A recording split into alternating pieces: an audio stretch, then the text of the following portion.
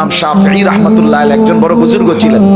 তো উনি বলছেন একটা আজীব কথা, যে উনি বলছেন আমার সারাটা জীবন আমি আল্লাহর নেক বান্দা উলামায়ে কেরাম, আসাতেজায়ে কেরাম এবং আল্লাহর প্রিয় বান্দাদের কাছে আসা যাওয়ার দ্বারা যেটুকু জ্ঞান শিখছি, যাই অর্জন করছি, এই সবটা জিন্দেগির বিনিময়ে আমি দুইটা কথা শিখছি।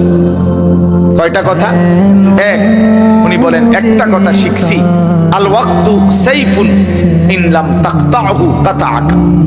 প্রথম কথা আমি শিখছি আমার পুরা জীবনের জ্ঞান অর্জনের মাধ্যমে, সারা জিন্দেগি আল্লাহর প্রিয় বান্দাদের কাছে আসা যাওয়ার মাধ্যমে আমি প্রথম কথা শিখছি যে সময় তরবারির মতো। তিনি বলছেন আল ওয়াক্তু সাইফুন, সময় হলো তরবারির মতো। তুমি যদি সময়কে না কাটো, ইনলাম তাকতাহু, তুমি যদি সময়কে না কাটো মানে তোমার সময়কে যদি তুমি ভাগ না করো, কাতা আকা, তাহলে সময় তোমাকে কাটতে কাটতে তোমার উপর দিয়ে চলে যাবে। তুমি যদি ভাগ না করো যে ঘুমাইবা কতক্ষণ, নাস্তা করবা কতক্ষণ, বিশ্রাম করবা কতক্ষণ, পড়ালেখা করবা কতক্ষণ, তোমার জীবনের একটা কি থাকতে হবে, সময়ের ভাগ থাকতে হবে। আমার 2 ঘন্টা এইটা, আমার আধা ঘন্টা এইটা, আমার 10 মিনিট এইটা, আমার 1 ঘন্টা এইটা। এই যে এইটারে কয়ের কি কাটা, নিজের সময় কাটা মানে সময়কে ভাগ করা। তিনি বলেন তুমি যদি সময়কে না কাটো, না ভাগ করো, তো দেখবা তোমার উপর দিয়ে ঘন্টার পর ঘন্টা জিন্দেগির সময় পার করে চলে যাচ্ছে। আমরা যদি ঘুমাই 10টায়, তো উঠে দেখবো বাজে 6টা, মাঝখান দিয়ে 12 ঘন্টা, 6 ঘন্টা চলে গেছে, 8 ঘন্টা চলে গেছে। এই জন্য ইমাম শাফিঈ রাহমাতুল্লাহ বলছেন যে প্রত্যেককে বলছে উনি যে নিজের সময়কে ভাগ করা দরকার।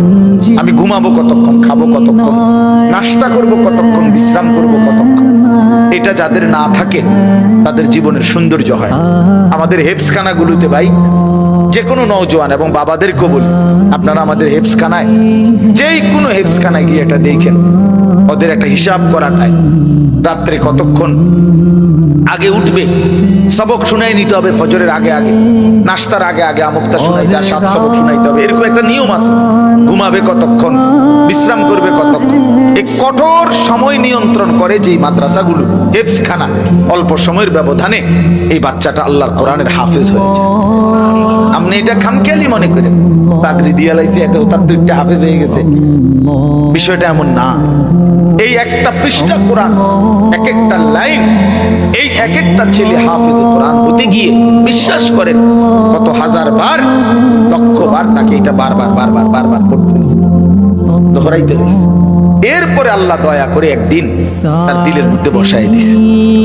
এটা মালিকের মায়া, এটা মালিকের ইহসান ও করম, আল্লাহর ফয়সালা এটা।